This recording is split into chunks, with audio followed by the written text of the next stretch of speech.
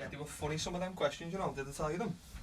So like we were talking about getting pissed and that, and then I said ask us a questions to ask him, and he asked, some of them were like thoughts on faith healing. What are those, is Yeah, but how do you say a cream These egg? cameras working, by the way? I mean, microphones. I think so, yeah. Like, what does he see when he looks at me, blah, blah, blah. Can he make you do things like undress without you even knowing about it? What's that about?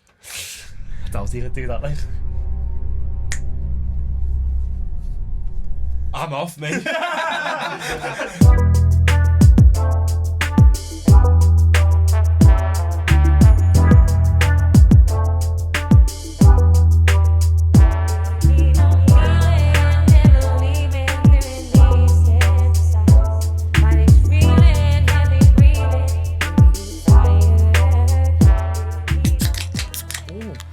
And we're off. Cheers. Cheers. Cheers. Cheers. From afar. Episode 3. So we've gone a little bit more Indie. obscure.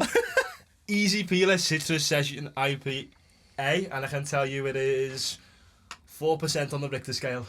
And I've got, very in fitting with today's podcast, today's theme of the podcast, Heart and Soul, 4.4% session IPA. And our guest today, the fantastic Phil Steele, also known professionally as the Mind PT. Hi guys. Hello. Hi, How mate. are we today? Be good? I'm good, yeah. And I'm drinking Base Camp Pils Lager. How's it good? It's alright. Just alright. Just alright. No, yeah. it's nice. It's nice, lads. First of all, thank you very much for coming on today. It means a lot to both of us, doesn't Yeah, it? it does. We do appreciate it, and we're excited to see what we're going to learn from this as well as the viewers. You know what I mean? Yeah. It's going to be really, really good. So It's Yeah. very in fitting with the kind of theme of. So the main reason we started the podcast was to showcase people like yourself, people who, like we had the Paper Cup on last week. Just very diverse, but there's a lot of amazing people doing a lot of amazing things in the city. So it's just good as like a platform, isn't it? So yeah. again, very in fitting with that theme having you on. So yeah, from where do you want to go from here? Yeah, so just a bit more background information. Tell us a bit more about the Man PT. Yeah. So, My PT then basically is the brand that I started around 5 years ago. And it was born out of sort of this desire I had to sort of change the life that I was living. So, growing up, I've always felt like I wasn't sure what I wanted to do. And it's funny, isn't it? Because when you're in secondary school especially, you know, you'd have careers advisors and stuff like that, and it's all about what you want to do when you're older. And you get to, like, you know, your early 20s, your mid-20s, and you suddenly realise, what do I want to do? Because what I'm doing now isn't fulfilling me, which was the case with me. So I know we're going to talk a little bit more about like the challenges of being in your 20s, etc. Because I know you guys are, and most of your viewers are. I'm not, sadly, now. I'm quite old. But I'm going to die over 25. Oh, that's the lager, mate. So essentially what I do now then is, so I'm a qualified psychologist, clinical hypnotherapist, trained in loads of different things like NLP and Reiki, etc. What I generally do is coach people.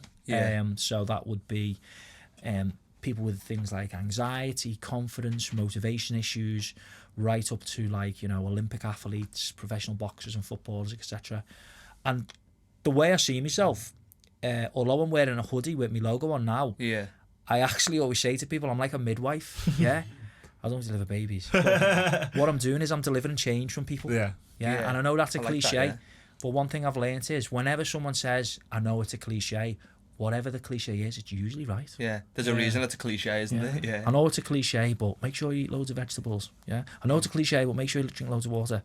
So in a nutshell, that's what I do. I help people sort of make better changes in their lives. So in terms of what you've just touched upon, what you do there, so you mentioned you're a trained psychologist, hypnotherapist, Reiki master. In terms of the coaching side of it, what is coaching specifically? Do you coach people in their sport, or is it mind coaching, isn't it, that you do? It's mind coaching, yeah. So essentially, with athletes, it's a case of determining, with anyone actually, it's determining what the specific goal is for the coaching. Yeah. So Jay, say you come to me because you want to carve out a career in presenting and stuff. Yeah, we'd work on like goals. So where are you now? You know, who's the role model that you want to be like? Me. You know, well, I actually think you two are like Ant and Dec. Who's who? Yeah. Who's who? So, Dick and Dom, I reckon. Dick and Dom, yeah. Okay, cool. So we're coaching, and it's ascertain the goal and then work towards that. So with that, with the athletes, the boxers, and the UFC guys, predominantly it's going to be geared around the fight that they've got coming on. Now that might be some of them. A big thing with any fighter, they'll tell you is in the when they're sparring, when they're training, they're in the element, they're in the zone, they're in a state of flow. Yeah. And sometimes it's bringing that into the ring or the octagon. Some might working on stuff like that. Yeah. Or other goals might be, for example, I work with a footballer, and he hadn't scored for ages, so we got to the bottom of why he wasn't scoring goals mentally, and he believed he was unlucky. So it was a really easy goal, to be honest, to make him feel lucky. Yeah. And this next season was his top goal scoring season ever, to the extent of his team have just been promoted, played at Wembley like a few weeks ago. Oh, okay. So And I think he definitely scored in the semis. He may have scored in the final. I'm not too sure. and that's all because you've changed the belief. Well, no. Well, I'd like to think I've helped with that. Yeah, he'll now say he feels lucky. Yeah, that was the goal, to make him feel more lucky. He feels more lucky. Does that answer the question for you, mate? Yeah, it does, definitely, because there's a lot around goal setting, especially with everything that's just gone on as well. Like, I know myself personally, and I know a lot of people in my family and friends have sat down and thought, like, hence why this has had a rapid turbocharge. Yeah. You mentioned earlier about fulfillment, you weren't fulfilled. That's a big thing of, I don't think our specific generation, but our age bracket is fulfillment. And I know a lot of people have said to me, like, I don't even like that job. I don't know what my goal is. And that's what being lost is, innit? Is what is my goal? Yeah. With me, I was similar to, I'm probably still not similar to you now, because we're doing sort of stuff like this now. But I never ever knew what I wanted to do. Never ever had a clue what I wanted to do. Yeah. I don't think most people do. Oh no, when you sort of just go with the flow, don't you? And then obviously I remember being in a lesson, we sat there and the teacher went to me, what do you want to do, Jamie? I was like, I don't know, just want to be happy, really. Do you know what I mean? That's what. Do you know what I mean? Have a laugh. Do you know what I mean? That was me in school, and she was like, you know what, you'd be good at? You'd be good at broadcasting. So we come down to, like, did she? Yeah, she went broadcasting and be good for it. I was like, all right. So in my mind, I was like, you know what? No one's ever said to me, you should be good at this, you should be good at this. And in my mind, I was like, I don't even know what I want to do. Do you know what I mean? There's that much out there. There's that vast. When you're 16, it's like 15. Oh, yeah. Small fish in a big pond. It should be one of your worries, but it's the last of your worries at the same time. Do you know what I mean? So when we come to uni and everything, I was going to even move away to, I think it was Leeds, Chester, to do sort of broadcasting, radio production. I ended up doing sport in Edgeo. So done the degree, everything like that, and got me degree and everything like that. I love sport. I thought this is something, but then I looked at it and go, do I want to have a job in this? Yeah. Do you know what I mean? I didn't have that fulfillment. I finished my degree. I was happy to finish my degree. I was looking at jobs going, am I going to get fulfillment by doing this? Don't get me wrong, doing sport and what I done, sport development and management, is great. But as I say, if you can sort of pinpoint and go, you know what, this isn't for me, and you've made them steps. So sort of going back forward to that, obviously you were saying about you didn't have that fulfillment. What made you sort of start on this journey that you're on now, being the man PT? Well, you know what, like, this is the thing. So if you're from an inner city, as we all are, and no one in your family's ever really had massive success, if you want to equate success to money or stuff like that. Not saying that that's the be all and end all in life. It's a metric, though. Yeah, it's a metric to measure, innit? So when you come from an environment where success is often frowned upon, because if you think back, so like, most of us in Liverpool and Merseyside, culturally will come from Catholic or Church of England families, and their belief on things like money in a Catholic church and in a Protestant church is that money's bad. Money's the root of all evil. Yeah. When actually the saying is the love of money's the root of all evil. Of course, so what I'm getting to is we become conditioned through no fault of our parents or our teachers or our society to find it really difficult to achieve. Yeah. So we leave school and it's like, we find ourselves, working, doing a degree just for the sake of it. Oh, well, I like PE in school, I'll do that in that Jill, like, oh, fuck. Or, whatever path you've gone on or whatever path anyone's gone on. And it just reminds me of this metaphor of the caged tiger. There's a caged tiger born in captivity, born in a zoo, born in living in a cage probably as big as this, and they're really excited because what they're going to do is they're going to release it. And you get camera crews and news crews and they make a big thing about it and they talk about how amazing it's going to be for nature. They're going to release a tiger back into the wild. So they open up the cage. The tiger walks out. And what does it do? Kills them all? No. it finds a small enclosed space and sits down in it. Yeah, because it's been conditioned to be in a small enclosed space. Of course. Yeah. And that's what we're like a bit. So in my 20s then, I was feeling lost, I was feeling unfulfilled. I had a relatively good job because one great thing is that I'm really blessed that when I was in my teenage years, my mum and dad split up, and me and my mum and my brother went to live with my grandparents. And my nan she had Alzheimer's quite bad, so we helped care for her, which taught me loads about like discipline and caring and stuff, and compassion. But my granddad was real like old school Scouse, you know, never took a day off sick. You know, he'd get shot in the arm and he'd still be in work. Yeah, he didn't get shot in the arm, like, but he could be. Yeah. He did used to say that when he was in the army, he got a medal, and I never got this joke till I was a bit older, and I know there's a book about dad jokes there. He got a medal for shooting a cook, and for years I was like, why would that be good? And then, the cook must have been shit, so he got and ironically, he was a shit cook. No disrespect if you're watching Grandad up there. Yeah. Anyway, so that he gave me a strong work ethic, so I ended up working for Shop Direct, and I sort of worked my way up. But touching back onto the reason we moved in with me nan and my granddad was the trauma of my mum and dad splitting up, and more so the aftermath of that. Yeah, so when I got into my 20s, I had this unresolved trauma of my mum and dad splitting up, and more so the behaviour of my dad afterwards. I had this sense of unfulfillment because I was like working in a job that I hated with people that some were great, a lot of them didn't like, and just weren't my type of people, and vice versa. Not enriching you. Yeah. And then this other thing of, and to be honest, I still had that chip on my shoulder that a lot of Scouse lads have, where they think the world owes them everything, and they think they're dead hard, and and you're living for the weekend and stuff. So with my 20s, it caused me great depression and anxiety to the extent like I couldn't even look in the mirror, man. Couldn't look at myself in the eyes. Could not look at someone else in the eyes. The furthest thing I could ever want to do. I hated small talk, etc. Yeah. So then, the big push for me was, so I got this strong work ethic from my granddad to the extent of like if I was generally sick, and you have to go to the chemist, or the doctors. You don't go to the dentist when you're sick, lads. I'd be worried someone would see me from work and go, "Oh, I saw you yesterday walking by the doctors." Yeah, you know what I mean. That was how like the work ethic was with me. So it was around Christmas, and to be honest, a few little things had happened to me. I discovered a guy called Tony Robbins, who, if your viewers watching, if you don't know who Tony Robbins is, check him out. Amazing guy. Started listening to him. I started reading a bit. Read my favourite book ever, which is Man's Search for Meaning by Viktor Frankl. Fascinating book. We'll talk about that a bit later. And it was around Christmas. So let's think now. Whatever the way Christmas fell, we were back in work on a Monday.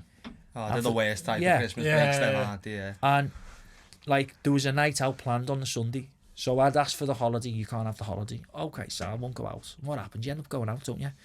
So then I woke up the next morning still pissed. And I was like, oh, I can't go to work pissed, can't be arsed. So I rang in sick, and I felt so guilty that I rang in sick because of this work ethic thing from my granddad. So then anyone who works in an office, or a factory or whatever, if you don't know this trick, then now you know it. Don't just stay off for one day because it looks really dodgy. Stay off for a week. Yeah? So I stayed off for a week. No, a week. So I stayed off for a week. Don't book your holiday first and then conveniently don't make sick. the mistake I made, guys. So I stayed off for a week, and it was one of the this week of hell where I was like beating myself up, and I was like, self-deprecating, and I was like self-loathing. Self-loathing, and I went back in the week after. Got away with it, I went back in the week after, and then I got sick. I got the flu. Oh, yeah. Man flu, not COVID-19. Yeah, that doesn't exist. No, not COVID-19. I got the flu or something, so I was off sick. So I was like, Jesus, right, okay, so this is my chance now. Oh, again, so you was off sick and then sick. So I blagged I was sick for a week because I thought it looked more real. Yeah. And I've said this on another podcast, but if you do phone in sick and you want to sound sick, lie down while you're on the phone, upside down, and go, "Oh yeah, I'm not well today." Your voice sounds really sick. I think you told me that as well. Yeah. Quilt over your head. You're doing that tomorrow, won't you? Right. Well, when I was in school, I used to put my head on the radiator and go into my mum's room and be like, "I can't go in," and she'd be like, "Come here." "Oh, go on." Is that why you got that big burn on your head? Why you got a hat on? Yeah, that's why I wear a hat all the time. Yeah. No, but So was that your kind of like? Is that when kind of things made sense to you? Of you become on this path of the man PT? Nearly. Oh, okay. Nearly. Because so then I've got this other week off, and like this is like what, 6 years ago or something, maybe 6 years ago. So don't even think Netflix was around then, so there wasn't much to do. So I was like getting them posted. You remember these? Yeah. Blockbusters was that's the thing, yeah, or the Choices on South Road. Oh yeah. So I got this week anyway where I'm not feeling well. I was like, do you know what? That was when I really realised like the world doesn't owe you shit. Yeah. The world owes you nothing. No one's going to come and fucking make your life easier. Yeah. But the universe loves it if you make something. If opportunity doesn't knock, build a door. So I was like, yeah, do you know what? Right, I am gonna. And this is the amazing thing. I didn't know how. I didn't know what I wanted to do. But because I'd listened to Tony Robbins, I was like, I'm going to listen to him again. And then I was like, oh my God, I'd love to be able to inspire people. And this ties into something else, which haunts everyone. And it's called an existential crisis. An existentialism is it's fairly modern philosophy, which basically means that inside all of us, we have a battle. We have a battle of polar opposites, kind of like like the two wolves. Yeah, no, sort of. It's kind of like Billy Elliot. Yeah, you naturally you want to be a dancer. But you live in a community where, like, men are men, yeah? Oh, okay, or your family are from a line of families who are farmers, yeah? And your existential crisis is you love animals and you want animals to be free. Yeah. So my existential crisis for a long time, and still now to an extent, is this concept of science or faith, yeah? So the way I used to think back then was, okay, I want to be like a life coach or whatever. I want to motivate people. I need a qualification for that. What qualification could I do? And then the moment came, the light bulb moment came, the eureka moment, or there's probably other words we can use for it. The epiphany moment. Good word. See, I'm big on that. No, I am big on that because like everyone has. So you can have these little epiphanies, which is like, oh yeah, obviously, like you said the other week on episode 1 when we were discussing like you should question everything. You went, you should question everything to an extent, and you went, oh no, you should question everything. Life is a build up of these little moments, which some of them are like, duh, and your whole life can change, or they could just be little realizations. They can be little, or they can be the biggest realization you've ever had, but it's just little epiphanies. Do you know what I mean? Yeah. So would you say that was your epiphany moment when you was off work and you kind of it all just come to you? Then. Yeah, and so the epiphany was this, okay, no one's going to come and do it for you, got to do it yourself. And that came from the book, Man's Search for Meaning, where essentially Viktor Frankl was a very famous psychologist, Jewish, World War II, in Vienna. Sorry, Phil, have you never read this book? No, lad, fantastic book. So he gets, Viktor Frankl, this Jewish psychologist, Holocaust, dangerous place to be if you're Jewish, gets the opportunity to go to America with his wife, and his existential crisis is, do I go with my wife to freedom, or do I stay with my family? Yeah, so he's got these family values, and he's got this logical belief that he should be going, but it's like, so he's waiting one day in the kitchen, his dad comes in with a little tile. He's been to the local synagogue, and the Nazis had ransacked it and damaged it, and etc. And there's a bit of the tile that he's saved, and he puts down for Victor to see, is one of the 10 Commandments, which is honour thy mother and father, which he sees as a sign. So he stays, and the story progresses where he ends up in Auschwitz. His possessions are gone. He's had his hair shaved off. He knows his relatives have been killed. He's been stamped. His glasses have gone, and he's just like, what's the point of living? And then he came up with the saying, which has been used by many other famous people over the years, which is, and this was my epiphany moment, was, if you can't change the situation, change yourself. Yeah. So that was for me. While I'm telling you about this week, this other thing's just come to my mind, which I forgot about, which is, the TV program The Sopranos. Yeah. You've watched it? Yeah. I've seen the majority. I've not finished it though. And my dad loved it. It's the only thing my dad's ever watched twice. He won't watch a film twice. My dad ought to see. He's like, so if he doesn't like anything, he'll not watch it again. No, he'll never watch it. I watch the Mighty Boosh every night, mate. I think I've seen it about 12 times. Look, I want to hear this. So was you a bit of a Tony Soprano in your old job, was you? Is it a past life you need to tell us about? So no, what it was that week. So while I'm doing this, like, oh yeah, this is what I'm gonna do in the future, and this is how. Sorry, at this point, did you have anything in place, or did it just come to you on this week that you're going to start it? What I did was I looked for courses I could do, and I found a clinical hypnotherapy one. But then the other thing I was doing on this week, because it was before Netflix, so it was like DVDs, whatever DVDs you've got. So I was watching The Sopranos again, and I remember, I don't know why I did this, but my cousin's a massive Sopranos fan, and there's a character called Paulie Walnuts, and if anyone watching will know what his hair's like. And I spent about an hour and a full bottle of talc getting the side of my hair like white, and my hair was dead long, and sent him a picture. That was the highlight of my week at that point. So it could have gone two ways, lads. It could have been like an could have been one of them fellas in town impersonating and that, do you know what I mean? Cut off, mate. Yeah. It might still be on the cards, mate, you know. But yeah, so that was the epiphany moment that week, realising that, you know, no one's going to change your life, I've got to change it myself. And you know what the amazing thing was? It was like an almighty shift, because from then everything just snowballed. Opportunities came my way. It's crazy how that works, isn't it? Like, we've seen, sorry to interrupt you, mate, but we have had it with the podcast, and I've had it with other things as well. Like, recently, just over the past like 2-3 years, it's mad how like doing something slow is a lot better than doing fuck all. Do you know what I mean? Like, if you can do something slowly, opportunity comes your way eventually. Like, how long have we been slowly doing this? And then eventually, exactly, and then eventually it's turbocharged. But imagine if we weren't even looking into podcasts. Do you know what I mean? Yeah. And I'm big on the attraction side of it, and the manifestation, and even the word manifestation. A lot of people are like, oh, manifestation, but it's just, the more you think about something, you're more proactively going to make choices towards that, aren't you? So is that where you're going at with this? Is it? It's like that's stuff a is snowballing. That's a scientific fact, because you've got a part of your brain called the reticulated activating system, or other people call it the critical factor, which is kind of like the Alexa in your brain. So that's listening to you as well. Yeah. No, I've got an Alexa, I got one for Christmas, and it was up to my old phone, so I hadn't even set it up to my new phone, and it come up the other day, it was like, Alexa can understand your accent and your tone of voice. Do you want it to? I was like, no, I don't. But anyway, the Alexa of your brain. So the Alexa of your brain is it's kind of like, you know, whatever you tell it, whatever you believe, whatever you're saying to yourself, your brain's going to prove it to you. And just like Alexa, you know, I did the old one to Alexa. Alexa, when I got Alexa for Father's Day, and I said, like, one of the things was, Alexa, where can you hide a dead body? Yeah. And it said, phone the police. Yeah. Yeah. So it used to say something. I've seen something where it gives directions to a beach or something. Oh yeah. So you're gonna be getting your door burst down. Doors getting kicked in as we especially speak, with the lads, on the Echo phone. Is that what that is on your neck? Crystal. But yeah, so you've got this component in your brain, reticulated activating system. The reticulated activating system, yeah, the RAS. Or for the layman, they call it the critical factor. Yeah. And so essentially, what you're telling it through your thoughts and through the way you talk about yourself, it's actively trying to prove. So if we sit here now and talk about, well, I'll tell you what, has anyone ever seen an orange BMW?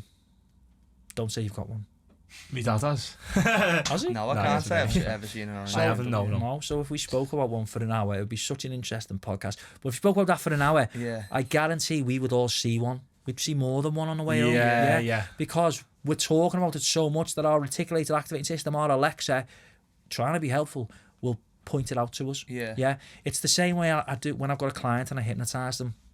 At the end of the hypnosis, I always say this while it's still in hypnosis. I say something along the lines of, I get them to think, I get a colour to come to mind, and then I say to them, and you're going to find that this next week, you'll see that. It's my hypnosis voice, by the way. It's quite quite smooth, isn't it? Yeah, suave, yeah. So I'll say, Sainsbury's advert tune. mate, you could be my agent. So I say, like, you'll see this colour more than the other colours, and when you see it, you'll instantly feel more calmer and more relaxed, and it'll jump out more than the other colours too. So bang, I'm programming their Alexa to look for this colour, because it proves what I've just done is going to work on them. So anyway, going back to it, guys, our reticulated activate system, whatever we tell it, it will justify and it will try and do. And that's why it's vitally important you work on your language and what you say. Yeah. You know what I mean? So, like, spoke about luck before. If you're always saying, I'm dead unlucky, mate. I'm so unlucky. I never win nothing. Well, it's like You're not going to. it's like these people who say I'm always sick. Oh, I'm always sick. Phil, Yeah. 2 weeks off work there. But I've been there myself, mate, ringing in sick. But you know, like you meet people in school, I'm always sick, I'm always sick. Guess what? They're always sick. And that leads on to the positivity side of things. Because if you say, because I know we've spoke about this a lot, if you be like, oh, I always have a grim day in work, or nothing ever goes right for me, then guess what happens? It's gonna be good. Nothing ever goes right for me. And it's, what was the phrase you used? If you can't change your situation, change yourself. Yeah. Your outlook, your mindset is the glasses you wear through life, isn't it? It's the lenses you have on. So even though you were saying you went to uni earlier, and not earlier, you haven't been there today, but earlier on you were saying you went to uni and you was thinking, I don't want to do this. And I didn't really particularly love what I was doing in uni. What did you do? And I done business. But this is where I'm saying about positivity. I've always had a positive mindset. Even when shit's hit the fan in my life, I've always just thought, I'm not dead. Do you know what I mean? Like, I'm not dead. I've still got a life. And so that sounds quite dramatic, but going back to uni, I was in uni not really enjoying it. It was it was hard work just because I felt like I just felt like I was going against the grain. But I always just thought, well, I'm at uni. Do you know what I mean? I'm at uni. I've got the opportunity, and I know I don't want to do business, but it'll better me further in life, and it has done. Do you know what I mean? The skills you can take away from things. Same That's with the main you. thing I've Like, you didn't want to do sport. It's not. I know I did want to do sport. I'm just saying, like, I've never really knew what I wanted to do, so I've just thought, you know what, I like sport. I'm gonna do sport. But you've took things from that now. Yeah, I've took stuff from that, but like, and even if you do want to go into broadcasting, or we are in broadcasting, you know what I mean? But we can broadcast on sport. There's not. It's look for the good in things that you can gain from it, well, not what you're missing out. I don't regret it. I'm just saying don't. to the point before, like, you were saying you didn't know what you wanted to do. I was in the same sort of crisis, but I didn't, and then I'm lucky enough we're doing something like this now. When, So it's like, you know, Abraham Lincoln said, you can cry because the rose bush has got thorns, or you can rejoice because the thorn bush has got roses. Yeah, literally. Yeah. It's like, it comes down to this phrase, which I'm big on and I use with every single client and every person I meet and talk to, called reframing. Because when you reframe something, it looks totally different. In my office, I've got some signed pictures from some of you've seen my office, haven't you, from some of the boxers that I've worked with and athletes. And I bought these frames for them. And the pictures look crap. Bought new frames and the pictures look amazing. And that's the same with life. Like, the lens of attitude and positivity you have on. Now, reframing in its simplest form is, you do everything the same way, you get the same result, like Einstein said. The definition of insanity. Yeah. So, do things in a different way, you get a different result. For example, I could show you now if you want. So, what I'd like you to do, anyone watching at home, is roll your sleeves up, or if you've got short sleeves, in your wrists, Watch on, watch off. Keep your watch on, mate, In your wrists, you've got lines in your wrists, Unless you've got loads of tattoos like me, Hey, you're like one of them clocks. What did you say? He's like one of them clocks. Yeah, you're the cats in the Chinese. In the Chinese. I'm going to buy you one. Have you got one in the merchants? I don't know. Hey. Oh, actually, speaking of the merchant, look what I brought. there it is. Should we get it in shot? Yeah. This is what I was on about on episode 1 on my wardrobe. Should we get it stuck up now? Yeah, where do you want it? Get it. Well, it's yours. You do it live, lad. Yeah. Live from Liverpool podcast. Should we get it on here? Perfect. It looks good there, doesn't it? It does. What a great establishment. Have you ever been in the merchant film?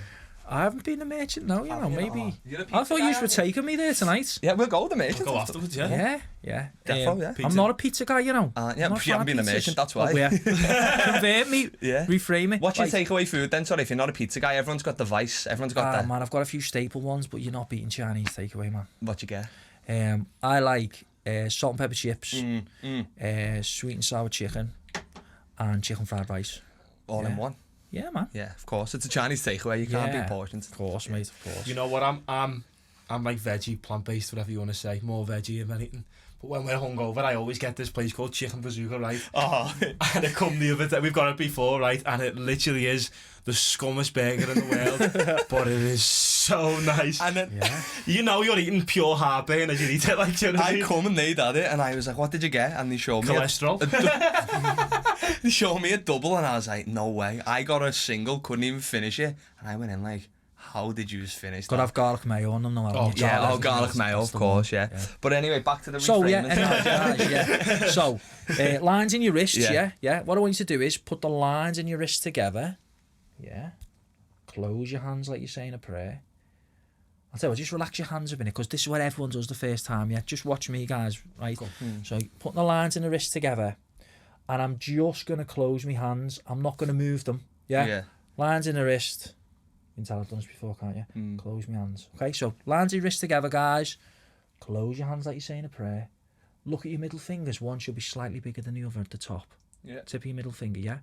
So the one that's smaller, okay, put your hands flat and stare at the one that's smaller. Stare at the tip of the one that's smaller. And just in your head, I want you to say bigger, bigger, bigger, grow bigger, bigger, bigger. Close your eyes. Bring to mind the middle finger that was smaller. And just in your head, I want you to say bigger, bigger, bigger, grow bigger, bigger, bigger, okay? I want you to think of your postcode backwards. Doesn't matter. Open your eyes. Yeah, open your eyes. Shake your wrists off. Yeah, okay. Lines in the wrist together again. Close your hands like you're saying a prayer. And what happens? I'm off, mate. See you in a merchant. Yeah, it doesn't work on any other body parts, lads. Well, yeah, so listen, what have we done if I said to you guys and the people watching at home that I'm going to make your finger grow? Your brain, because of the way you've been conditioned, the tiger in the cage would have gone, Yeah. did it in another way, you've got a different outcome. Yeah. And it's the same with... Change your thoughts, change your life, innit? It's the same with after here. We're all on the way to the merchant, we've all had a brilliant time. Little boy racer cuts us off, yeah, in a Corsa with blue lights and Wigan Pier music on, yeah. Don't listen to me. Long way from home. Yeah, it's not the next time of the week. No. And anyway, so your first thought as a driver or as a passenger, you go to the fight or flight part of your brain and you're going to get pissed off. Yeah, Is he in an orange BMW? Maybe. You're going to get like, oh. Yeah. But if you reframed it, you'd feel different, and you'd reframe that by going, okay, what else could it mean? Maybe he's got a relative who's sick and he's racing home to see them. Yeah, okay, sad. Maybe his girlfriend's about to give birth. Yeah. And he's racing home to see the baby, yeah. Or maybe he works for Deliveroo and someone's ordered a bazooka chicken burger and he's gone to deliver that. Yeah, you feel different. He was invented on the way, probably. On the way, mate, yeah. I've been into that for years because I had this thought, I watched something, and this was about 3-4 years ago, and it was, don't take things so personally. So that was born out of me being a bit of a joker and winding people up, and then I was like, oh, don't take things so personally. But then I'd noticed things getting to me, and because it said to a lot of people, don't take it so personally, it's only a joke, I was like, if you've annoyed me, maybe I should not take that so personally, if it wasn't intentional. Do you know what I mean? Like, not everything's about you, but you. Do you know what I mean?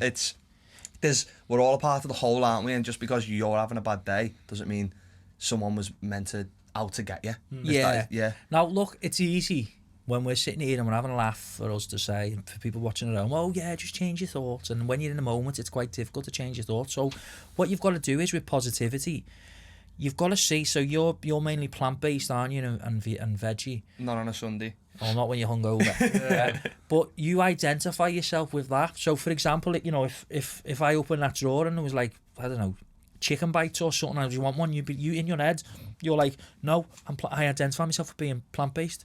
Identify yourself as being positive. Yeah. Because being positive doesn't mean that it's all like love and light and nothing bad ever happens to me and I've stood in dog good vibes poo. only. How nice. Wonder what dog it was. No, it's looking at standing in dog poo and going, oh, do you know what, for fuck's sake, all right, sounds like me shoe, it's gone now. Yeah. You don't have to have a positive personality all the time. You can't. Because you'll be tested. So you've just got to identify, you know what, my life is more positive. And yeah, I'm going to have bad moments. Yeah, I'm going to have down days. But you know what, I'm going to get over them quickly. Yeah. Because life's too short, man. Isn't it? I think at one stage, I've always had good values through family and everything like that. But it was nan. She come up again. What a woman. But no, like I've always had good values with the family and everything like that. And myself, people like, just for example, people like, you know what, speaking to somebody, go, he's a dickhead, him. I go, he's not a dickhead, he's alright, he's nice to me. Yeah. That's all that matters, man. Do you know what I mean? And I always think I'm quite a positive person. Oh, like general. You are, 100%. And I'd say, like, me and you basically all the time are like people say to me in work, like, why are you so positive? It's like, well, would you rather me sit here and just be quiet all day and not be myself? Do you know what I mean? Would you rather me sit there with in a big lull all day? Do you know what I mean? But, and like, go on, sorry. And I think going back to what I was saying, like, I had, like, there's been moments in my life where I thought, not going to go into any details or anything like, but I was lost. I didn't know myself. I didn't really know anything is. And I've always tried to keep a positive outlook on everything. Yeah. And I think one thing that did help me going through that time is going, you know what, things are going to be all right. It's not good now, but things are going to be all right. Yeah. And looking now, and things are all right. Exactly. But I've been big on that because obviously with what I've been through when I was younger, it was kind of, that was a part of who I am now. So I look back now on what happened when I was a child and think that had to happen for me to be this enjoyable, and me to have this, and for me to be this enjoyable, for me to enjoy life this much, and me to have this outlook. And that's what I'm big on saying to people, is like, people are like, oh, you're so positive, or you're so happy, and I'm like, yeah, I am, but like, that doesn't mean I'm 100% happy all of the time. I have me moments where you're like, ooh, and I'm aware that those moments, you put on Instagram today, you're either equipped for it, or if you're not equipped for it, something else, the universe, God, divine creator, is looking out for you, and you're gonna be all right. And that's all positivity is you're gonna be all right, isn't it? Yeah, I think as well, it's like this, Maslow's hierarchy of needs, which is kind of like this framework for like how motivation works, and the top of it is self-actualization. And what you've got to remember is there's a lot of pressure on people nowadays, especially because of social media. So like myself, I realised one bad thing I was doing before the start of lockdown. I was working too much. I was working too hard. I had this misguided belief that you've got to work as hard as you can, that's how to be successful. And it's not.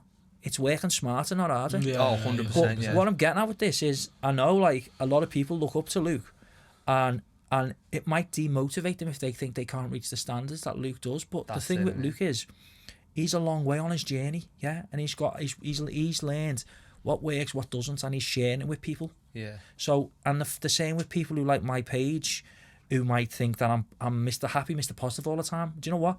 I am happy, like probably 95% of the time. Yeah. I still have bad moments. Things still might piss me off. Things might upset me. Yeah.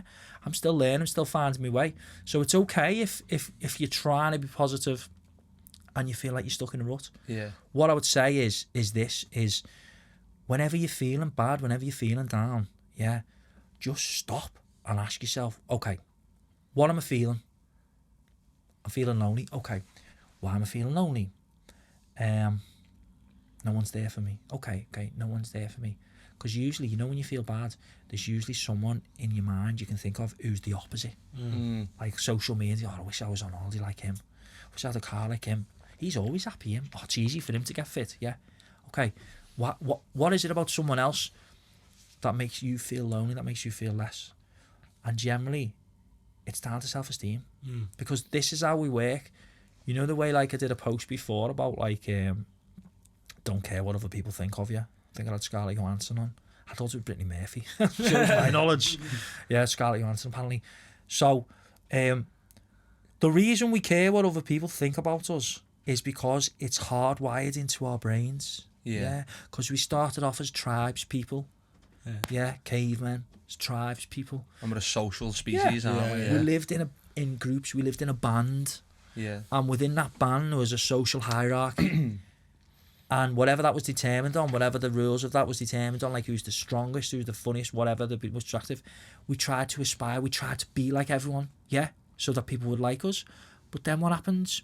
You have rival tribes people, and you hate them because they're different. Yeah. So it's not nice to be different, and that stays with us now in our minds. We want to be identified, associated with a positive thing. We don't want to be identified with a negative thing. Of course. And that's what creates like this feeling of like, they don't like me, my self-worth's just gone down.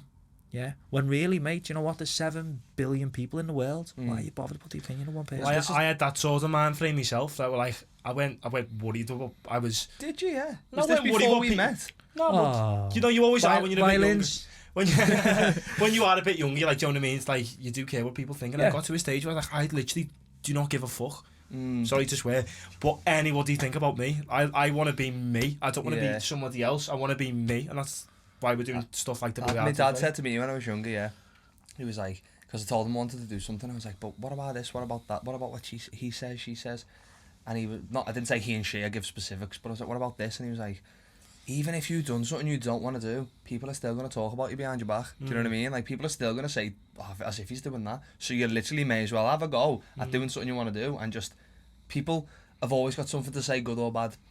regardless of what you do. And like we said on episode 1, do you think that many people are actually talking about you? That was me. I said to myself, like, come on, as if anyone's going to talk about you that much. Do you know what I mean? Like, Yeah. because I wasn't talking about other people that much. So it's kind of, that's kind of down to the ego, innit? Kind of down to the, you assume everyone's talking about you type thing. Yeah, and you know, people will see you levitate and say you can't afford a car. You know what I mean? Yeah. That's exactly. But you know what though? It comes down to the Buddhist concept of compassion. That's having it. compassion yourself and having compassion for others. So Self-compassion is but the big the one. ego, man. The ego. I firmly believe that. I believe in God. I don't believe there's a devil. Yeah. I believe the ego's the devil inside you, because what your ego will do to you is it'll fool you, it'll kid you, it'll make you think like, I've got rid of my ego. My ego's gone. I've done so much work, And that's so the much side of Reiki, the I've got ego. all these crystals, I've done DMT 10 million times. My ego's gone. Yeah, that's your fucking ego talking, man. Yeah, it's my ego talking now about it, trying to think he's clever than everyone. Yeah. But your ego, that's the existential crisis within us all, is our ego versus our soul. That's so it. one way of like that I've found works for me, and hopefully it works for some people watching it, is to have compassion. Number one, have compassion to yourself for the unhealed part of yourself. Yeah. Like, don't be so hard on yourself, man.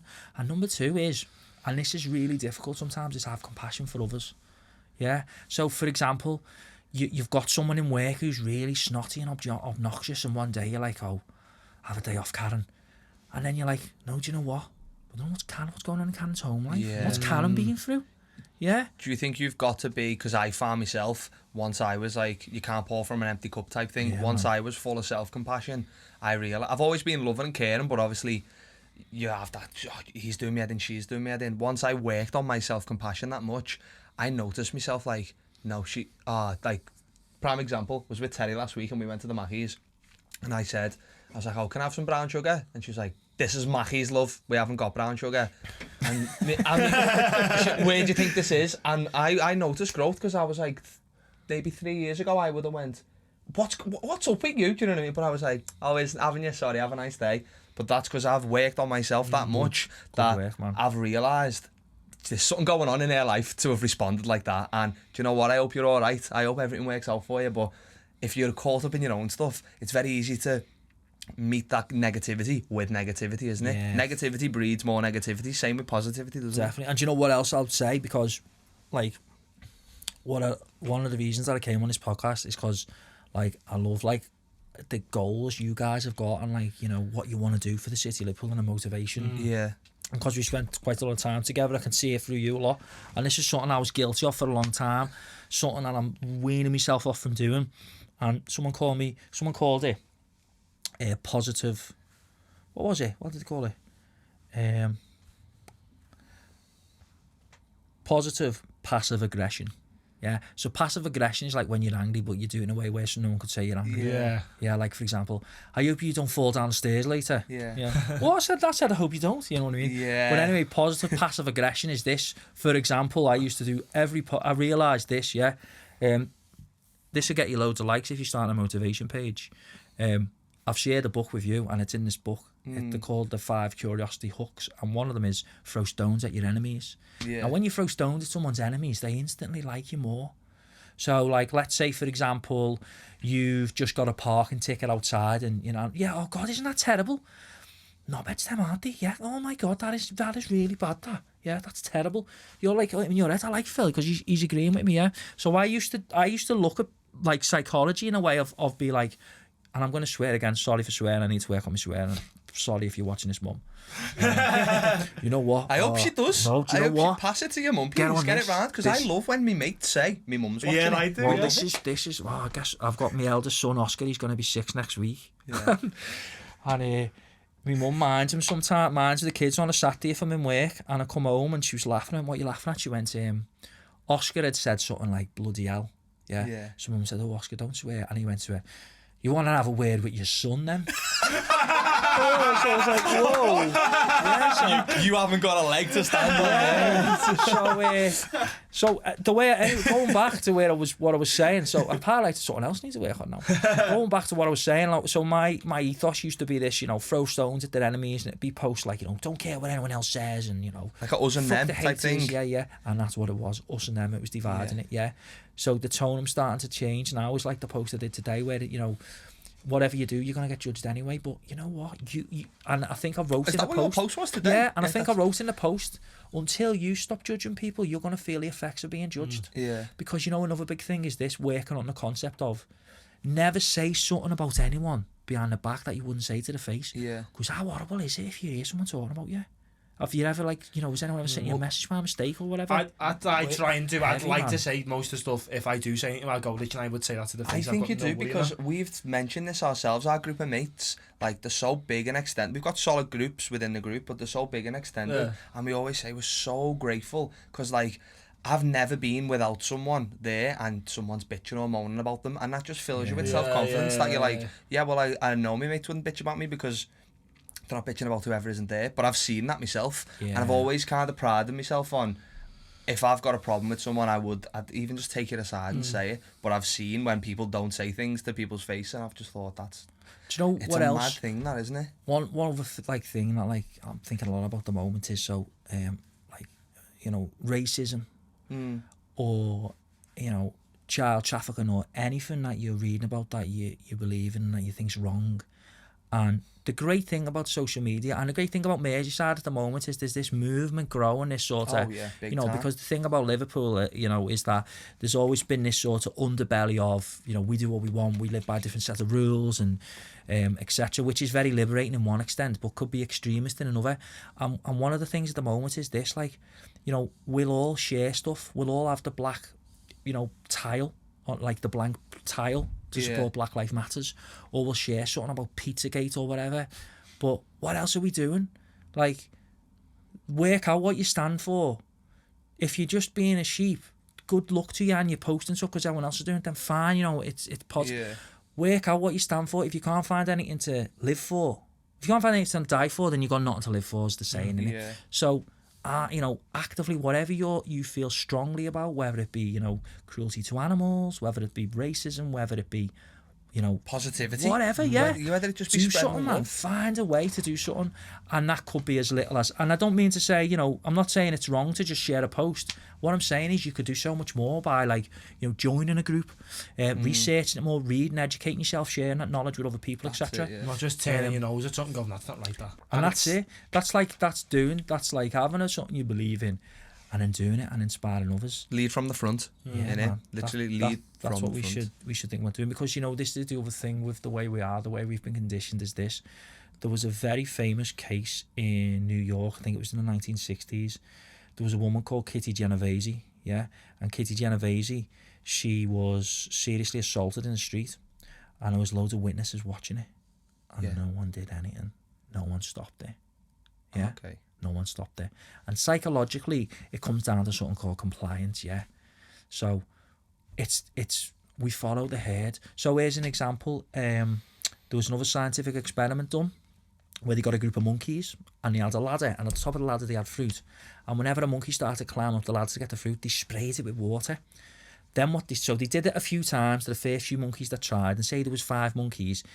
Every 10 minutes they took one of their monkeys out and put a new one in.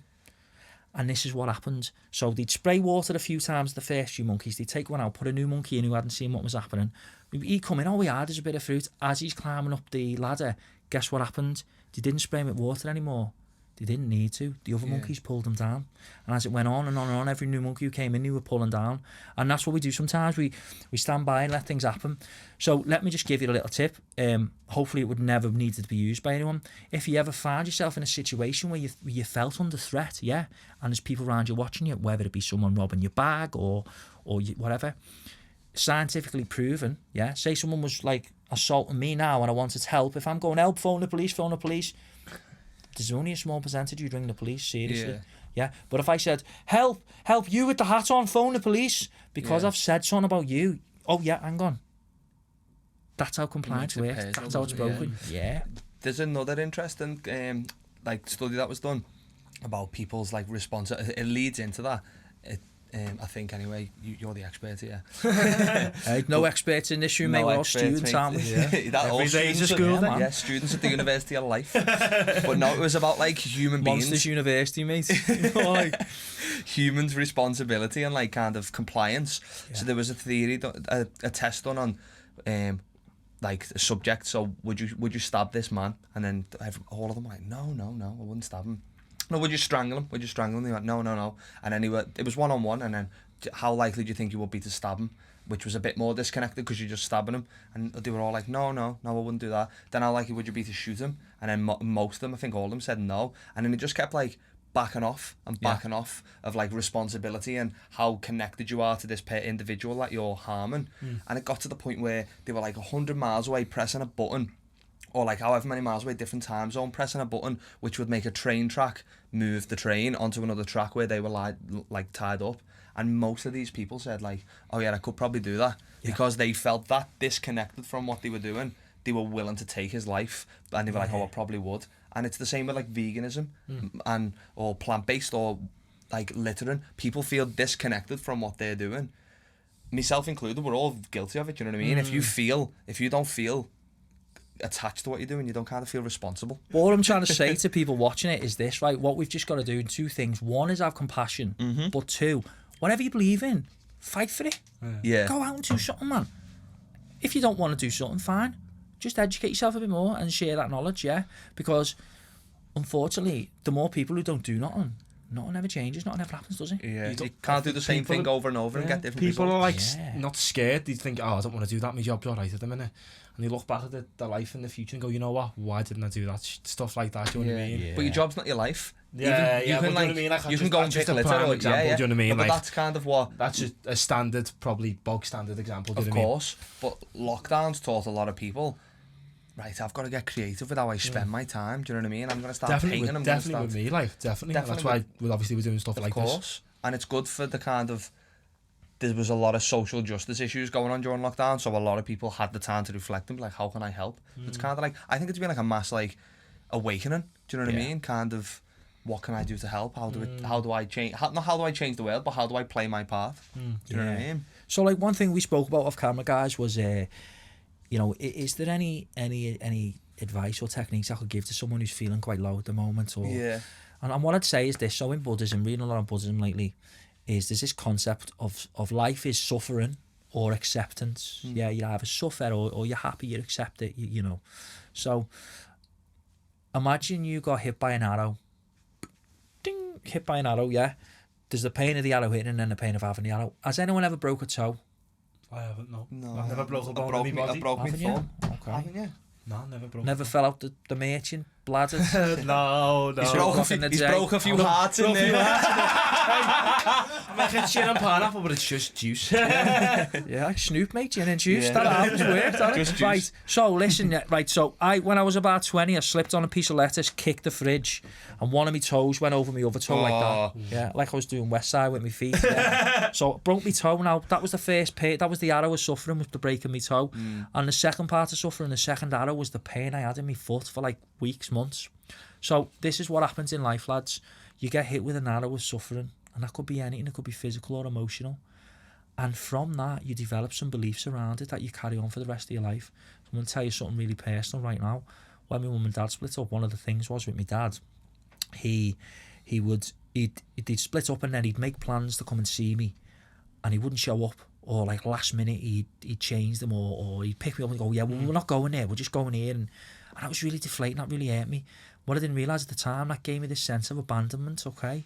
So I went on from there, whereby at the littlest thing, I might feel someone's abandoning me. So, for example, I could have been getting ready for a night out with my mates, and my phone goes and there's a text and I see my mate's name, yeah? And before I read it, I think, he's not coming out, is he? He's cancelling a night out. Or just jumping straight to the negative. Yeah, nice one. Yeah. And I open it and all it says is we're in a taxi or something. Okay, so anyway, listen, we've got all these arrows, yeah? We're carrying them around, all these suffering, these things that have happened to us, yeah? And what happens is we get triggered, okay? And you know what it's like, you know, when you're having a bad day or a bad moment, you think the world's against you. and all these things come up. So this is what I like people watching to do. I've been encouraging my clients to do this lately, is I'd like you to think about either right now or a time in your life when you were at your lowest. And I'd like to get you to draw a little stickman version of yourself and draw 5 arrows, 3 or 5 arrows, okay? And I want you to write what those things were that made you suffer. So, for example, I could have said back then, a feeling of abandonment from my dad. I could have said back then when I was 20, I suppose he had a bit of body dysmorphia because I couldn't put weight on and I always thought I was going to be dead skinny, yeah? And another thing of mine might have been I'm terrible with money, okay? Use myself an example here. Then what you do is this, guys, okay? So you've got your 3 or 5 things that have affected you, that are still affecting you. Next to them, in the middle, you write the 2 most important words in the English language, and yet. Because when you say and yet, you start to reframe. And then you write the opposite, the yin to the yang, the positive. So, I've got a sense of abandonment because of how my dad treated me. And yet, looking back now, no one else has abandoned you. I can't put weight, I hate my body, can't put weight on. And yet, after lockdown, mate, you'll be wanting to lose weight. Yeah. I'm terrible with money. And yet, one day, mate, you'll be running a business, giving me self-compassion, okay? What does it do, guys? It creates 3 positive affirmations. Can't count 3 positive affirmations. So you then take the second part of the sentences, and yet, the positive bit, they become your affirmations. Say what you want about repeating affirmations. Remember what we said at the very start. Yeah. You've got an Alexa in your brain. If every day I'm saying to my Alexa in my brain something along the lines of, I have loving and supporting people around me, because that's a better way of reframing abandonment, isn't it? Yeah. I felt like I was abandoned, and yet I've got loving and supporting people. I've got loving and supporting people around me. I am able to manage my weight. I am able to manage money. I'm telling myself them affirmations every day. My brain is going to prove it to me. Yeah. So what I would say, guys, if you're feeling down or if you have bad days, write down all the things that are doing your head and all the thoughts, and then and yet and reframe them. And a great way of doing this is if you think back to your youth, something that happened in your youth. Imagine the 20-year-old version of me coming sat down on the couch now. Yeah, and I could speak to him and I could talk to him like I'm his dad, really, or like a parent, and say, look, mate, you're going to be fine. Just get this out your head. Don't worry. Look at me. Look what you can do. Look what you've got. It's called compassion, guys.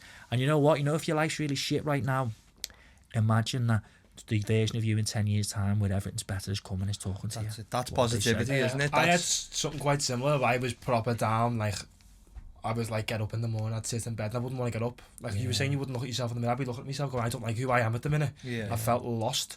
And I found I was always thinking, things are going to be better, things are going to be better, things are going to be better. This is going to happen, this is going to happen. And lo and behold, 5-6 years later, whatever it is, that stuff has happened. So you're saying that mainly the main thing, if you are feeling though, for the people who are, compassion and thinking that things are going to be better is one of the main things you should take from it, really. Yeah, look, every storm runs out of rain eventually, doesn't it? And the best place to be is in the middle of one. Yes, okay, mate. No, it is. That's the safest part of the storm. The eye of the storm is the best place to be. Yeah. So if you're in the middle of the storm, mate, you're in the best place you can. But you can't always stay in the middle. You can't, no, but what I'm saying you is, can't like move with the storm. But my metaphor there was, if you think you're in the middle of a storm now, you're in the best place because you're going out that way, the other side. Okay, well, I like it because what I talk to about when I'm with coaching fighters is to attack the rival's centre of gravity. And I talk on that in 2 terms. 1, the centre of gravity, like where they're standing, But 2, someone's centre of gravity is the main thing they believe in. If you attack that, if you bring that down, and the mind will collapse. Okay, that's a bit of like evil psychology. Dun dun dun. But no, so what I'd say, if you're having a shit time at the moment, listen, there's this thing called short-term pleasures, and really you should avoid short-term pleasures. But you know what? If you're having a bad day, put on your favourite episode of Sopranos. Get your missus's talc and put it in. Order a bazooka burger. Yeah. Do something to make you feel good. That's compassion in itself, is not to beat yourself up when you do. I'm on a diet, but I eat this. Like, I'm plant-based, but I have chicken. You know, don't beat yourself up too much. That's what I've been bad at that. I wish I could grab the 20-year-old me and be like, stop self-loathing. Do you know what I mean? I've found through my own experiences as well, like I haven't seen anybody like yourself, I haven't really done. The thing I sort of done is done a bit of meditation and that. And the main thing I learned from stuff is to reflect. And having reflection on everything is a good thing to do, to look at a situation like you might have a bad day and go, reflect on that day, go, it's bad because of this, but I'm not going to let this ruin my week. This is just one day. Tomorrow I'm going to make this better. This is not going to happen to me again. Of course. If you know what I mean, understand. So reflection is one of the big things for me when I was feeling low. I always looked and tried to reflect on how things could be better. You know what I mean? And do you know what, with compassion, the other thing then, which I talk a lot is, sometimes our egos can be overly sensitive and we can be like, oh, you know, I haven't spoken to my mate for ages. They haven't texted me. I'm not bothering texting them. Maybe they're having a hard time. Maybe they just don't want to speak. Maybe they can't speak. Yeah. Like I was talking to someone recently, and they're a natural healer, and they're really good. And everyone comes to them to fix them. And one of the really good friends is going through a hard time.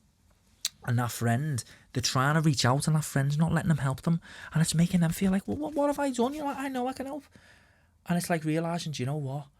Just give them time; they'll come to you. Yeah, give yourselves a break, man. Give everyone a break. Just fucking chill out, everyone. That's what we need to do sometimes, don't we? Hey? That's it. Just chilling out, definitely. And it's the easiest way to chill out, which everyone's doing at the moment, is going for a bevy, isn't it? Like everyone's made up to be back out, which. It is good, but I've been there myself where that's kind of, as you were saying there, you went out on your night out in your 20s. Like, I think everyone's at that being at that point, or is at that point, you know, where that's kind of your thing, is you're socialising. But it leads down, I know for myself personally, and a lot of people around me, if you haven't got a goal, you'll go anywhere, you'll do anything to fill your weekend. And do you know what? You've got to be really careful with goals and in your 20s and stuff you want to do and ideas, because this is what I'm starting to say now. Whatever idea you've got, whatever passion you've got, ask yourself, is it an itch or a burn? Because if it's an itch, you'll lose interest. Yeah. If it's a burn, you'll do something about it. Yeah. But what I would say about, you know, alcohol and stuff like that is, you know, the true thing, and this is going to be a cliche, and what do we say about cliches? Nature, man. Get by water, get by nature. Yeah. Get in water. Yeah. Be a naturist.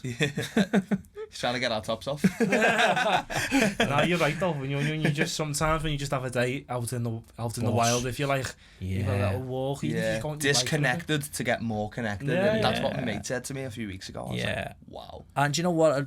Another thing I love about you two guys is you're like the modern men. You're embracing stuff. You know, you'll wear crystals. You'll talk about, you know, veganism, stuff like that. Yeah. Like, you know, men, Jesus. Toxic masculinity, man. I've been around. Right, if you've got sons, my advice to you is this. I've got 3 sons, and it's this. Don't swear. Number 1, don't swear. Or if you do, tell them not to tell your mum. Number 2 is this. When your kids are crying, when your little lads are crying because someone won't share the computer with them, or you've dropped all the chocolate buttons or whatever, don't say to them, stop crying. Oh, just stop crying. Stop crying, mate. Come on, stop crying. Don't. Because what are you teaching them? You're teaching them to block their emotions. You teach them to hide emotions. You're teaching them men shouldn't cry. Yeah? Let them cry. Come here, mate. All right. Well, look, let's reframe it. Yeah? Let's reframe it. All right, you've dropped your buttons. Well, they're all right. Them ones are... Okay, he won't give you to go with the PlayStation. Okay, well, it's your go next. Yeah. Reframe it. Let them experience it. Easier said than done. Because you know what? What's happening? Toxic masculinity. Where we live now. Someone's getting stabbed every weekend or shot, or...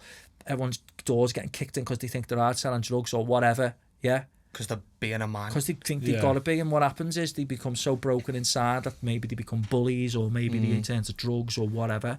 Just like get in touch with yourself, man. Or they become depressed and end up killing themselves, which is the biggest thing for men. The biggest killer of males under a certain, I think it's 50 or 60, is suicide. So sad. Because we don't, when women, I grew up with my mum and my aunties talking about what's going on in the day, their emotions, and then males kind of get brought up as, don't cry, lads, don't be a girl, do you know what I mean? Which you kind of, I wasn't brought up like that, but that's a stereotypical male upbringing, isn't it? Is men don't cry, and then it's, well, you should cry because human beings have emotions, do you know what I mean? Man, I think sometimes as well, like, people feel like you've got no one and you've got everyone. You've got so many people who love you and care about you, and like, going back to myself, I felt like at one stage I didn't really have anyone, and then in the end I was like, you know what? But I don't feel myself. I'm a bit lost. I don't. Yeah. And it was rewarding for me to go, you know what? I don't feel good. And people going, you know what? We're here for you. We're here for you, discussing it, do you know what I mean? And that's rewarding. And some people don't think they've got that, do you know what I mean? Exactly. And do you know what? I say, sometimes I post on Instagram and say, if you feel like you've got no reason to live right now, send me a message right now. Because the reason is, because it goes back to Viktor Frankl in the book Man's Search for Meaning. He survived the Holocaust. He came up with this theory called logotherapy, and it's for families dealing with suicidal people with suicidal thoughts. And it's all about, well, what is your reason to live? Yeah, what is your reason to live? Yeah, and there'll always be one reason. There'll always be at least one person in your life who'd miss you. Live for them. I seen on Twitter 100%. It's mad you say that. I seen on Twitter yesterday. Someone sent me a tweet. and I clicked on it, and it took me onto someone else's page, and this girl's pinned tweet was like a list of reasons not to die.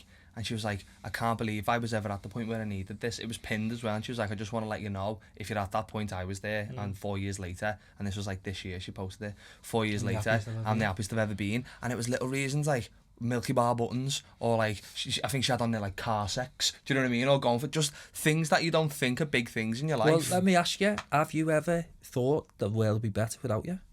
No. Personally, no, and I'm blessed. That's why I'm grateful. Have you honestly? Yeah, I have. Yeah. Okay, but that's a normal thing. That is a normal thought to have. Yeah, but it's like the biggest killer in men over 40 is suicide. Yeah, I think it's under. I think it's under 50. Under 50, sorry, my apologies. Under 50 is suicide because, I said before, people think they haven't got anyone. Like, and I've been low. I've thought so sometimes. Like, what's the point? What's the point? Yeah. What's the point? All I'm doing is being a burden on other people's lives, and you're like, I'm being a burden because I'm not the person I wanted to be. Yeah, and that's sometimes the question you've got to ask yourself, like, am I the person I want to be sometimes as well? Do you know what I mean? And you know what? Like, there's free help out there. There's the Samaritans, really skilled, trained people. There's people who've changed their life, who do talks and you can get in touch with, etc. And the thing is, you know, another big thing is this, and you know, there probably is some people who haven't got anyone in their life. Yeah. Maybe they've been bullied, maybe they've got no family, maybe they've got an abusive family, whatever, and they feel they've got no one in their life. How about making your life about you finding that person? Yeah. Why don't you make your life's mission? You know what? I'm going to find that person who I can love and who will love me the same way. Be that person. Yeah. Be the love man. You know, if you can't be the artist, be the painting. Yeah. If you don't have the saying, be the quote. That's it, isn't it? Yeah. That is it. What a line, eh? Great words, that, you know. Yeah. And do you know what? I think we should transition onto the album of the week from that line, because that was a proper. What if you can't be the saying? If you can't find the saying, be the quote. Yeah. Wow. We run out of time, Vice. Spoke too much. No. One thing we haven't really discussed is the 20s. Oh, the 20s, yeah. The 20s. And the one thing we say we want to relate it back to yourself is like, what stages, or not maybe what stages in your life, but what made you want to make the change to go, you know what, I want to not be working in the shop director anymore? So it was just that concept of the drive of well, and another thing that happened, another epiphany moment, was when touch your nose if you ever had an epiphany. What was the one other day? Touch your nose if JFK's alive. Did you see that? No, I didn't see man, there's a guy called JFK's grandson. Yeah, and he's like really like spitting stuff out at the moment, and his dad's JFK as well, and he's doing a live Instagram, and someone said, touch your nose if JFK's alive, and he's like reading a note, and then he goes, yeah. Anyway, that's in the conspiracy theory, mates. So we get one a weekend, don't we? We try to avoid them, but we just attract them. They always come in in your 20s then. Sorry, the other eureka thing that happened to me was when I went back to work, someone was celebrating there, someone had been there for 50 years. Oh my God, I felt like I was having a heart attack. I was like, imagine being here for 50 years. Oh, then moments. Now listen, let me just say this on record. No disrespect at all to anyone who has a job in an office or a factory who goes and enjoys the job. And you know what? There might be people watching who think like, oh, well, it's easy for you to say that because you can do this and that. And you know what? I'm not saying that any job's better than the other or anything. What I'm saying is if something's making you depressed and down, if you can change it, change it. That's my ethos is if you can change something, then change it. Control the controllables, innit? Control. Oh shit, yeah, like that. Like that. Sorry, Mum. Swore again. If your lad's watching this, he'll be grassing on you. Sorry, Jay's nan as well. So Phil, what was life like in your 20s? What did you used to get up to when you were sort of our age? You know, on one hand, like you wouldn't have known I was really depressed because I ran a footy team with me and my mates. Did you know you was depressed? Yeah. Oh yeah. Yeah. I ran a footy team with me and my mates. So every Saturday, it'd be a case of we'd go and play footy. But we'd have a laugh. One week we'd win like 10-0, the next week we'd beat 20-0, you know, stupid stuff like that. Yeah. I was crap at footy, as anyone watching this will know, but I'm quite physical, so I used to play like big dunk, and just elbow people, elbow microphones and that, elbow people and get sent off and stuff. So that would be my Saturday, and then we go out on a night, and that was it. Just go to work and go home. But I had this yearning for culture. I didn't read books because I thought reasons for pansies. I'm not reading a book. Didn't really watch anything illuminating. I was scared of hypnosis, scared of things like hypnosis. I was really like I was religious, but I wasn't religious. So it was a really weird time, my 20s. What you've got to realise, guys, how old are you now? 24. 24. 24, okay. You're babies, man.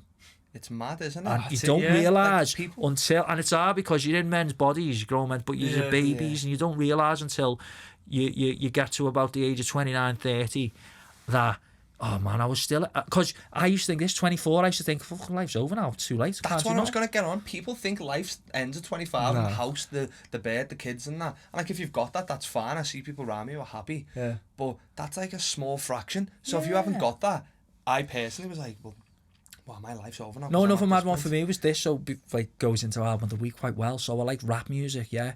Like Did you ever have a old go? rap stuff.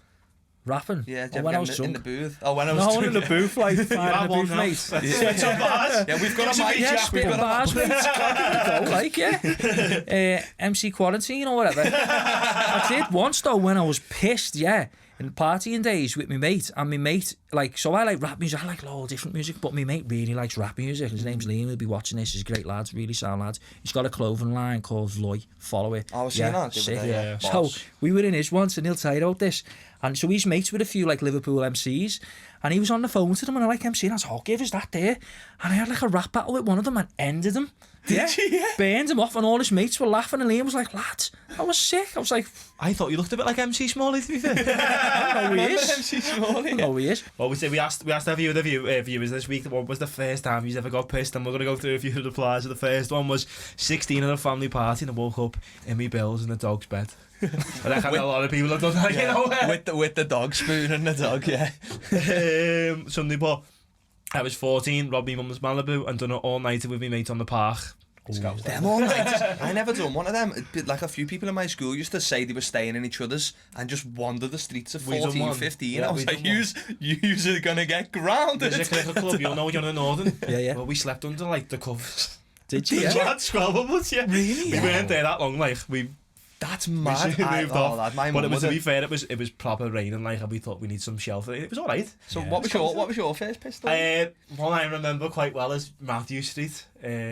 And it was when Matthew Street was the proper Matthew Street, you know, where the tunnel was. He had the Yeah, stage there. It was like Hot Play was on, and like Hot Play, remember like, Hot yeah, Play? you know, Yeah. proper tribute band, the Antarctic Monkeys and stuff. You, you always had a beard, like being able to grow it. I don't know really. were you born with one, like, but No, you know what? I always used to be dead patchy, you know, and then like I shaved it off and started getting beard oil, yeah. and it just proper started growing quite 'Cause, nice. One thing was, that was probably the time I remember being pissed. I went out from when I was young age because I was always tall and got an older brother and older cousins and that. And I went the first time I went to town, I was 13, which is mad now. Yeah, Back. and you got in. Bad, yeah. But like me and my mates used to go to a place called the Sunrise every week when we were about 15, 16, which was below the 051, which was like, but you know, I was saying to you guys in the little WhatsApp group we've got, you know, back in them days, you could go out with 30 quid, Mad. get a taxi home, get a chippy, and still have money the next day. My taxi's 30 quid. Nah, it's it's home. about You 8 can quid. get that off going Yeah, home. but Matthew Street, I remember, I've been drunk before, but this is the one that stuck out when I was thinking about it, obviously before Yeah. we came on air and that. And I remember we were all proper done in, like, my mate broke his arm and we went back to our mates who lived in Thornton. And we were all proper rat-arsed, and my mate goes, do you want a shot at Team Maria? So I was like, go ahead, yeah. Oh, man. So I had this shot at Team Maria. It was not Team Maria, it was Flora fish oil. No, it weren't. Flora fish oil. Oh. I couldn't touch like butter for about 3 years after, because this taste, oh my, I couldn't It describe just it. knock you sick. It was Oh, he's so you disgusting. dirty It there. was disgusting, but yeah, it's better than waking up in your dog's bed. It is definitely better, yeah. Another reply we've had is, woke up with my face literally covered in blood, still no idea in the world where that was from. Do you know what? I've only recently have I ever had one of those nights where something's happened and you don't know how it's happened. And I mean, like, this year. Like, Yeah. because I hadn't had a drink for ages. I had a few bevies, and then the next day my mum was like, what time did you get in? And I was like, I don't know. And I'd been sick and that. My mum had cleaned it up, and she was like, at 24, if you've only just done this for the first time, I know you must have been pissed. Well, Do you know you know what what? I mean? And I don't, I can't, I apparently got a taxi home, but that was only very recently, and I can't even remember it happened. I had a mad experience of a day. I had a dream I was eating a marshmallow, woke up, my pillow was gone.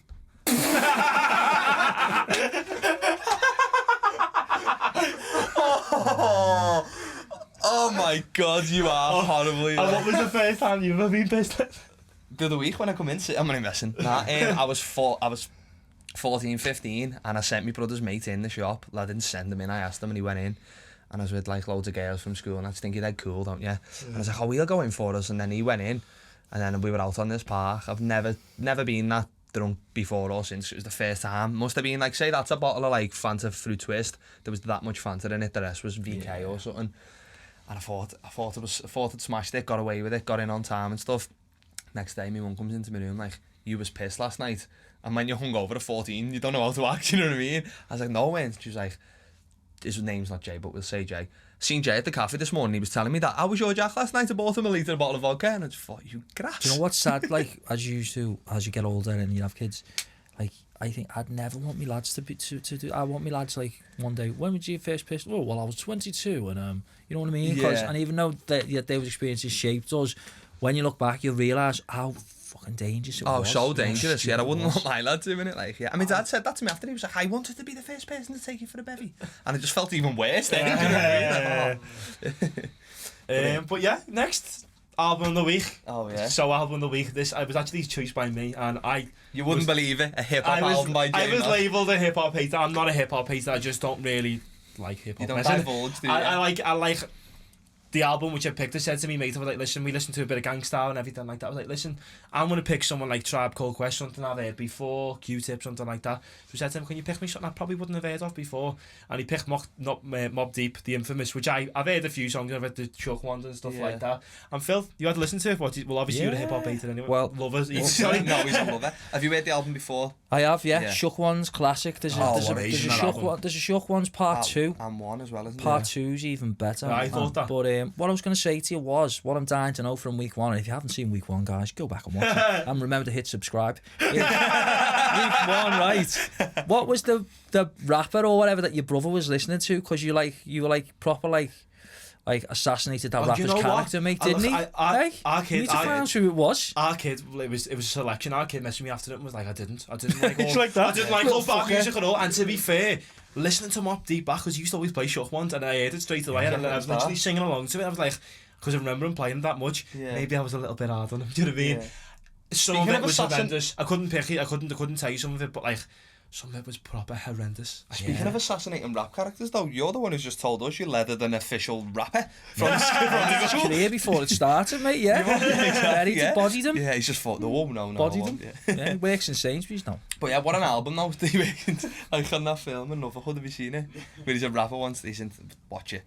That album though, lad, fantastic album. Like, it's so like, the construction of it start to finish. I love albums with like interludes and preludes. What happens here, guys, because I'm going to throw a little...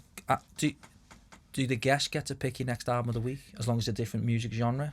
We're going for that? Do you know what? This ready is for me week to 2. throw one out? Well, it's week 3. You pick week 1, I thought. Week 2, I was going to pick another album, which will probably come up soon, sooner or later. Yeah. Pick an album, yeah. I'd like to pick an album for the listeners as well. Yeah. You ready? I'm gonna throw a curveball at you, because my favourite movie is one. Well, I like a few different movies, Back to the Future. I like gangster films, etc. But my favourite movie of all time is called City of Angels with Nicolas Cage. Oh yeah. Yeah, watch it. Deep, man, heavy. A beautiful, beautiful film. Yeah. The album of the week, guys, is the soundtrack of that. Is it? Yeah. Telling you, you'll love it. Yeah. City of Angels soundtrack. Yeah. Do you know what? I've heard a lot about that film. Yeah. I'm gonna give it a listen. Yeah. I'm gonna give it a listen. And you know what? We'll have a little discussion about it next week as well. Do you know what I mean? As well going forward. But like the album itself, we've got a good guest next week as well who'll be into that. Definitely. Yeah. The album itself, like Nick Cage. Not yet. I listened to it 3 times this week. The album. No, another great album. Like, do you like R&B music?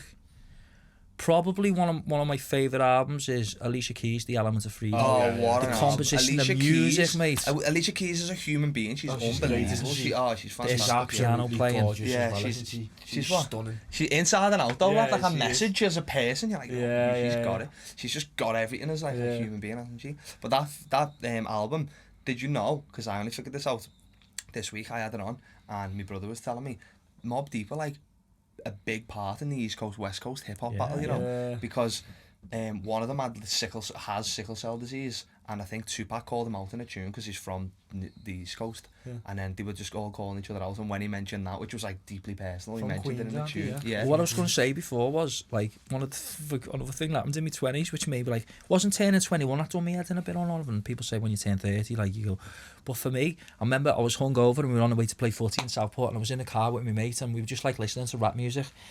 and we had Tupac on, and I love Tupac, like always do Tupac quotes, etc. The soulful elements of him anyway. And I was like, how old was Tupac when he died?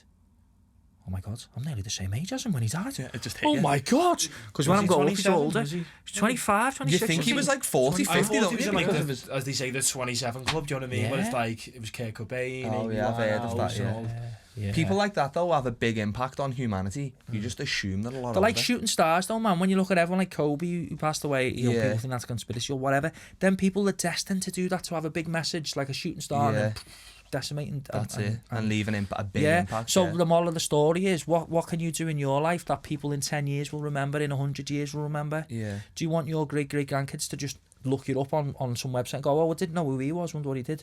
Or do you want them to say, hey, wasn't your great granddad Jack? Yeah, it was. Wow. Isn't he the Yeah. guy who invented the cure for whatever? Or isn't he the guy who had the most successful broadcasting show ever? Yeah. Yeah, Was or he the didn't one he who win got you 10 pissed when he was Oscars? 13? Yeah. That's What I you love wanna though do, is man. you Legacy. never know. Like Tupac said, like he'll change the mind of people. Yeah, Like, spark the yeah, mind. I love that whole concept of like, if you're kind to someone, or you change someone's day or mind or whatever you do, or even this, like someone's gonna get something from this. Who knows that they might be saying in 10 years on a VR podcast injected into you, where's the future going? I don't know. But they might be saying, you know what, I watched the podcast and I've seen the man PT, whatever he's up to now in 10 years, and that's where I started. And lads, the And- evidence of that is the merchants now are going to have so many new customers from it. Exactly. 17, as I say before, go. Yeah, we'll go after the Elan defo. Yeah. But what else is dad jokes? Oh yeah, so dad joke of the week. Did you come equipped with the dad? Well, he is a dad. mate, You yeah. are. Have you got any good dad jokes for us Have I before got any we good dad start off? jokes? Yeah, so whenever I do a talk or whatever, like to break the ice or train, I always say, okay guys, right, I've always been told before you do a talk, make everyone laugh. Okay, so I'm going to ask you this. What did one ocean say to the other? Nothing. It just waved. Terrible, innit? And he hasn't even got a book.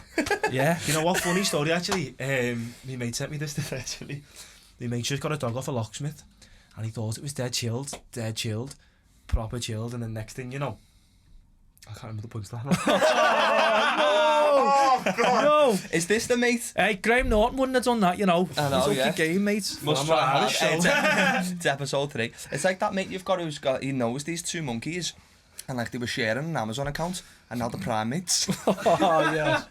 So like we're going to that. do our random dad joke of the week. Let's have a go anyway. Go on. I can't believe you've just forgotten that punchline. Well, we can edit that one out, can't we, Jack? It's under pressure. Yeah.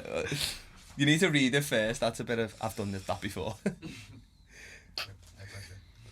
My first girlfriend was a tennis player, but she broke my heart. It was like love meant nothing to her. Oh, man. All right, Phil. Sorry about the ending there with the forgetting the punchline, but thank you very much for coming on, Been a mate. pleasure. Thanks for having me, mate. Pleasure, yeah. Oh, thanks for having me. Yeah. And Cheers. the main thing we can take from today is, you know, if you are feeling low or anything like that, at the same time, we were saying if you feel like you haven't got anyone, Message the Message us. podcast. Message Message Phil, us. do you know what I Yeah, mean? yeah.